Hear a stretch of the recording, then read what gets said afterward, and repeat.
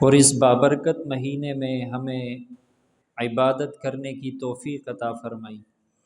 یہ اللہ کا بہت بڑا کرم اور احسان ہے۔ اسی طرح جب مسلمان اللہ کے حکم پر رمضان المبارک کے اس بابرکت مہینے کے روزے رکھ لیتا ہے تو اللہ رب العزت اسے ایک خوشی کا دن عطا فرماتے ہیں، جسے عید الفطر کا دن کہا جاتا ہے۔ یہ بطور انعام اور بطور خوشی کے مسلمانوں کو یہ دن اللہ نے نصیب فرمایا ہے۔ اور اس دن کے بارے میں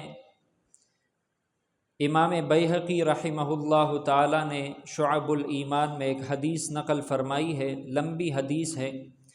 جس کا ایک مختصر حصہ میں آپ حضرات کے سامنے نقل کروں گا۔ فرماتے ہیں کہ جب عید الفطر کی رات ہوتی ہے تو اللہ رب العزت تمام فرشتوں کو جمع فرماتے ہیں اور انہیں تمام شہروں کی طرف بھیجتے ہیں۔ یہ فرشتے تمام کے تمام فرشتے شہروں کے گلیوں میں اور گلیوں کے سروں پر کھڑے ہو جاتے ہیں اور ایک آواز لگاتے ہیں، جس آواز کو انسانوں اور جنات کے علاوہ تمام مخلوقات سنتی ہیں، اور پکارتے ہیں کہ اے امت محمدیہ صلی اللہ علیہ وسلم، دوڑ لگاؤ اپنے رب کی طرف، اپنے پروردگار کی طرف، جو بہت زیادہ عطا کرنے والا ہے اور بڑے سے بڑے قصور کو معاف کرنے والا ہے۔ چنانچہ جب لوگ عیدگاہ کی طرف آتے ہیں، عید الفطر کی نماز ادا کرنے کے لیے آتے ہیں، اور یہ فرشتے اللہ کے حضور واپس جاتے ہیں، تو اللہ تعالیٰ ان سے دریافت فرماتے ہیں کہ اے فرشتوں، بتاؤ کیا بدلہ ہے اس مزدور کا جو اپنا کام پورا کر چکا ہو؟ تو فرشتے فرماتے ہیں کہ اے ہمارے معبود و مالک، اس مزدور کا بدلہ جو اپنا کام پورا کر چکا ہو، اس کا بدلہ یہی ہے کہ اس کو اس کی مزدوری پوری ادا کر دی جائے۔ چنانچہ اللہ تعالیٰ اعلان فرماتے ہیں کہ اے میرے فرشتوں، گواہ رہنا، میں نے ان مسلمانوں کو رمضان المبارک کے روزوں اور تراویح کے بدلے میں اپنی رضا اور مغفرت عطا فرما دی۔ اس کے بعد اللہ تعالیٰ بندوں سے خطاب فرما کر ارشاد فرماتے ہیں کہ اے میرے بندوں، مجھ سے مانگو، میری عزت اور جلال کی قسم، تم آج کے اجتماع میں مجھ سے آخرت کے بارے میں جو سوال کرو گے میں تمہیں عطا کروں گا۔ دنیا کے بارے میں تم مجھ سے جو مانگو گے میں تمہاری مصلحت پر غور کر کے پھر تمہیں عطا کروں گا۔ میری عزت اور میرے جلال کی قسم، اگر تم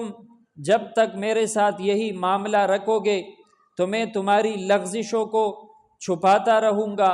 تمہارے گناہوں پر پردہ ڈالتا رہوں گا، میری عزت اور میری جلال کی قسم۔ اور پھر اللہ تعالیٰ فرشتوں سے فرماتے ہیں کہ فرشتوں، تم گواہ رہنا، میں نے ان سب کی مغفرت فرما دی۔ اور اللہ تعالیٰ بندوں سے خطاب فرماتے ہیں کہ تم نے اس رمضان کے مہینے میں مجھے راضی کر دیا، پس میں تم سے راضی ہو گیا۔ تو میرے عزیز دوستو، بزرگوں، اللہ تعالیٰ چند دن رہ گئے، 2 یا 3 دن رہ گئے کہ عید الفطر کا دن قریب آ رہا ہے، اور یہ ایک بابرکت دن ہے جس دن اللہ تبارک و تعالی مسلمانوں کو روزوں کے بدلے میں ان کا بدلہ عطا فرماتے ہیں، ان کا اجر عطا فرماتے ہیں۔ تو اسی طرح عید الفطر کی کچھ سنتیں ہیں، کچھ مستحب اعمال ہے جو احادیث میں ذکر کیے گئے ہیں، وہ میں مختصراً آپ حضرات کے سامنے ذکر کروں گا۔ سب سے پہلے عید الفطر کے دن جب آدمی اٹھے تو فجر کی نماز باجماعت ادا کرے،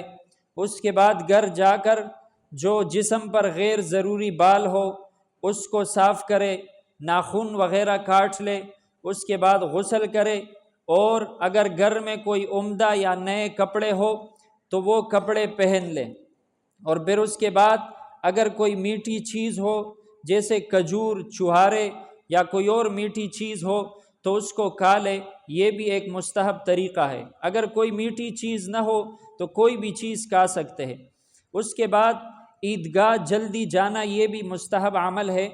اور اس کے بعد عیدگاہ میں عید کی نماز ادا کرنا یہ بھی ایک سنت عمل ہے۔ اصل تو یہی ہے، لیکن یہاں شہروں میں چونکہ آبادیاں بہت زیادہ ہوتی ہے اور یہاں عیدگاہ کے مسائل بہت زیادہ ہے، تو اسی وجہ سے مساجد میں عید کی نمازیں پڑھائی جاتی ہے۔ تو اگر کوئی عیدگاہ میں جا کر نماز پڑھتا ہے تو بہت اچھی بات ہے، لیکن اگر عیدگاہ میں جانے کی وجہ سے کوئی عذر ہو، مثلا بارش ہو یا دشمن کا خوف ہو، یا عیدگاہ کے اندر جو امام ہو وہ صحیح العقیدہ نہ ہو، تو پھر اپنے محلے کی مسجد میں ہی عید کی نماز ادا کرنا بہتر ہے۔ اسی طرح جب عیدگاہ کی طرف راستے میں جائیں گے تو تکبیرات پڑھیں گے، اللہ اکبر لا الہ الا اللہ واللہ اکبر وللہ الحمد، اور یہ آہستہ آواز سے پڑھنا ہے۔ عید الاضحیٰ کے دن تو بلند آواز سے ہم پڑھتے ہیں، لیکن عید الفطر کے دن آہستہ آواز سے پڑھیں گے، اور جیسے ہی عیدگاہ پہنچ جائیں گے تو تکبیرات بند کر دیں گے۔ پھر اس کے بعد جب عیدگاہ سے واپس آئیں گے تو راستہ بدلنا یہ بھی سنت ہے کہ ایک راستے سے آدمی جائے اور واپسی دوسرے راستے سے آئے، یہ بھی سنت طریقہ ہے۔ تو یہ عید کے کچھ مسنون اعمال تھے۔ اسی طرح کچھ مسائل ہے جن کا جاننا بہت ضروری ہے۔ اگر کوئی آدمی عید کے دن مسجد آیا اور عید کی نماز کھڑی تھی اور اس سے تکبیرات رہ گئے تھے، یعنی جو زائد تکبیرات ہوتی ہے 6، وہ اس سے رہ گئی، اب وہ کیا کرے گا؟ تو وہ جیسے ہی آئے گا تو امام کے ساتھ اللہ اکبر یعنی پہلی تکبیر کہے گا، تکبیر تحریمہ، اور پھر ڈائریکٹ 3 مرتبہ 3 تکبیرات کہے گا، اللہ اکبر اللہ اکبر اللہ اکبر، اور ہاتھ باندھ لے گا اور خاموش کھڑا رہ جائے گا، ثنا نہیں پڑھے گا، کیونکہ امام قرات کر رہا ہوگا تو ثنا پڑھنے کی پھر ضرورت نہیں۔ اسی طرح اگر کوئی شخص ایسی حالت میں آیا کہ امام رکوع میں جا چکا ہے، اب کیا کرے گا ایسی صورت میں؟ تو ایسی صورت میں اگر اس کو یقین ہو کہ میں اگر تکبیرات زوائد ادا کروں گا تو میں رکوع کو پا لوں گا، تو یہ تکبیرات ادا کر کے رکوع میں چلا جائے۔ لیکن اگر اس کو یہ خطرہ ہو کہ اگر میں تکبیرات ادا کروں گا تو امام رکوع سے اٹھ جائے گا، تو پھر یہ اللہ اکبر کہے تکبیر تحریمہ اور رکوع میں چلا جائے، اور رکوع کے اندر تسبیحات کے بجائے 3 تکبیرات کہے۔ ویسی تو ہم تسبیحات پڑھتے ہیں سبحان ربی العظیم، تو اس کی جگہ 3 تکبیرات کہے گا، اللہ اکبر اللہ اکبر اللہ اکبر، لیکن ہاتھ نہیں اٹھائے گا رکوع میں، تو یہ اس کی رکعت ہو گئی۔ اسی طرح اگر کوئی شخص مسجد آیا اور امام رکوع سے اٹھ چکا تھا یا امام دوسرے رکعت میں تھا اور یہ آیا، تو پھر یہ جب پہلی رکعت جب ادا کرے گا سلام کے بعد، تو اسی طرح ادا کرے گا، دوسرے رکعت کی طرح ادا کرے گا، جس طرح دوسری رکعت میں ہم سورہ فاتحہ اور سورت پڑھ کر پھر 3 تکبیرات کہتے ہیں رکوع میں جانے سے پہلے، تو یہ پہلے رکعت کی قضا دوسرے رکعت کی طرح ہی کرے گا، جو پہلی رکعت اس سے قضا ہوئی وہ دوسری رکعت کی طرح ہی اس پہلے رکعت کی بھی قضا کرے گا۔ اسی طرح اگر کسی شخص سے دونوں رکعتیں رہ گئی، یعنی امام دوسرے رکعت کے رکوع سے بھی اٹھ گیا جب یہ آیا، تو پھر یہ شخص سلام کے بعد کھڑا ہوگا